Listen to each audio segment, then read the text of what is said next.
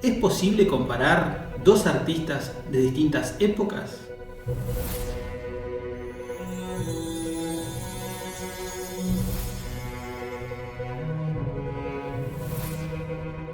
Algunos estudiosos académicos de la historia del arte universal se oponen a comparar a dos artistas de distinta época y con diferentes estilos. Sin embargo, para aquellos buscadores de un arte atemporal, es necesario poner en la balanza diferentes expresiones plásticas y visuales a efectos de sacar lo mejor que la humanidad puede brindar hacia el futuro. En este caso no interesan las personalidades de sus autores, sino las obras por sí mismas. Dicho análisis no le quita valor al esfuerzo de cada autor en plasmar lo que a él le parece lo mejor de sí. Para iniciar este análisis comparativo, he seleccionado dos obras interesantes que tratan el mismo tema, la guerra. Las mismas son Los fusilamientos del 3 de mayo de Francisco de Goya y El Guernica de Pablo Picasso. Como criterio de análisis planteo 4 elementos interesantes a considerar. 1. La estructuración de la obra, o sea, cómo está planteada la composición. 2. El contenido simbólico que representa. 3. Los recursos estéticos que se han empleado en las mismas. 4. Las conclusiones, los mensajes, las sensaciones que le quedan a uno después de observar detenidamente cada obra. Los fusilamientos del 3 de mayo fue pintada en 1813 y 1814 por el gran pintor Francisco de Goya y Lucientes. Es un óleo sobre tela de gran tamaño. Por otro lado, tenemos otro gran óleo sobre lienzo pintada por Pablo Ruiz Picasso en 1937, pintura a la que denominó Guernica. Los fusilamientos de Goya aluden a la gran represión que sufrió el pueblo madrileño a manos de las tropas napoleónicas. El Guernica es una alusión al bombardeo aéreo que sufrió la población de Guernica en el País Vasco en plena guerra civil española en el siglo XX. Vemos en ambas obras una denuncia de genocidio, una denuncia que implica un drama, una tragedia. Número 1. Composición estructural de las obras. En los fusilamientos del 3 de mayo, Goya plantea una estructuración de la obra en base a la proporción áurea a efecto de colocar estratégicamente los elementos que más quiere resaltar en su obra. Es por eso que los dos elementos más luminosos de la obra, tanto sea el valiente que abre sus brazos como la farola que está en el piso, están colocadas en puntos áureos de la composición. Existe un plano inferior que está proporcionado con un entorno difuso en proporción del número de oro.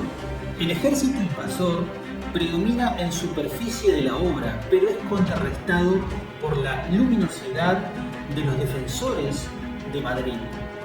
Aquí vemos cómo Goya quiere mostrarnos que el sacrificio, el martirio, es una vía de redención. En el caso del Guernica de Picasso, observamos una composición central tripartita que aúna los elementos más significativos de la composición, a la vez que hay dos partes periféricas que también tienen iconos muy importantes a destacar. Las líneas entre la composición triangular central y las dos partes periféricas están entremezcladas para señalar el caos que devino después del bombardeo aéreo. No hay un elemento extremadamente singular y destacable en la misma. 2. Analicemos el simbolismo que subyace detrás de estas obras. Mientras que Goya utiliza un simbolismo entendible para todo público, en el caso del Guernica, Picasso emplea un hermetismo muy poco descifrable y asociado a ese bombardeo histórico. Es más, muchos piensan que en realidad el cuadro no está dedicado a Guernica y que fue un suceso, una alegoría a la guerra y que dio la consecuencia del ataque y volcó ese resultado hacia ese título. En el caso de Goya, vemos a una maquinaria aceitada de la guerra con rostros anónimos que están de espalda al espectador. Este recurso de ocultar los rostros de los verdugos implica un acierto de parte de Goya. En cambio, los rostros extremadamente humanos de aquellos que van a ser ajusticiados devienen en un sentimiento de impotencia, pero a la vez de rabia. Y ahí vemos cómo salen a la luz las diferentes reacciones de las personas frente a la muerte. Algunos se adelantan, otros se horrorizan, otros se cubren la cara. Y sin embargo, está el valiente, el patriota, aquel que abre su pecho a las balas. He aquí el punto central de la obra de los fusilamientos. En el Guernica, Picasso entremezcla símbolos iconográficos de su propia pintura con elementos de la idiosincrasia española, como el toro, el caballo, las mujeres, los pueblos, la guerra. Es un cuadro punzante donde las puntas pululan por toda la composición. Inclusive las lenguas de los personajes, tanto humanos como animales, están representadas como cuchillos afilados. Es un cuadro que connota violencia extrema. El dramatismo llega a su punto más elevado cuando observamos a la izquierda a la madre que sostiene un hijo muerto en brazos, a la vez que un patriota yace muerto sosteniendo una espada que está rota. A la derecha una persona levanta sus brazos, no se sabe si por desesperación o porque ha sido alcanzada por las balas. 3.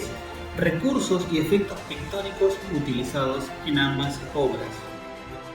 Mientras en Goya vemos una profusión de sombras y tonos terrosos, en Picasso vemos el dramatismo de las noticias leídas en periódicos plasmados en una obra en blanco, grises y negro.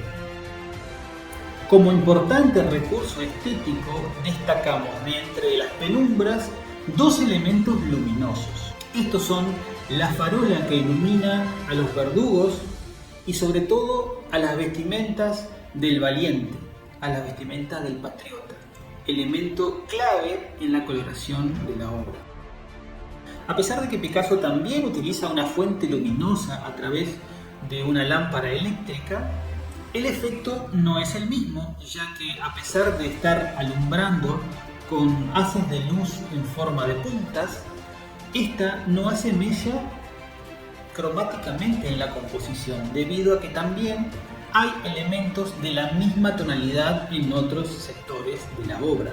Por tanto, es una obra que no tiene un punto focal hacia donde mirar, sino que distintas figuras van captando la atención en la medida que el observador se va aproximando y fijando a cada elemento compositivo.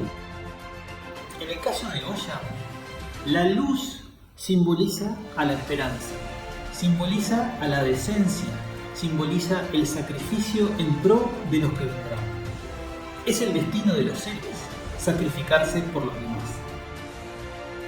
En el caso de Picasso, hay una exageración exacerbada de elementos escenográficamente dispuestos en la obra. Esto lleva a una confusión de lectura de la misma. No puede haber una lectura unitaria del Guernica de Picasso. Simplemente uno tiene que observarla y por sectores analizarla. En cambio, en el caso de Goya, toda nuestra atención se ve enfocada al valiente. El mensaje de Goya es la valentía como respuesta, como reacción ante la injusticia. Es una denuncia, pero una denuncia con la esperanza como respuesta. En el caso de Guernica es una denuncia y punto, no existe un mensaje edificante que no nos deje un sabor amargo. 4. Las conclusiones, las sensaciones edificantes que se desprenden del análisis de cada una de estas obras. En definitiva, podemos rescatar, en el caso de Goya, los valores atemporales de una gran obra de arte. Pero en el caso de Picasso, solamente podemos rescatar un panfleto estético. Estos conceptos quizá pongan los pelos de punta de aquellos que son sensibles a hechos que no hace mucho tiempo ocurrieron en España. Es posible que reciba críticas respecto a tocar el ícono del arte del siglo XX de la pintura española. Lo que ocurre es que al comparar ambas obras surge claramente cuáles son los criterios que debe seguir un artista para expresar un sentimiento y que sea edificante a efectos de cumplir la misión que tiene el arte en toda civilización.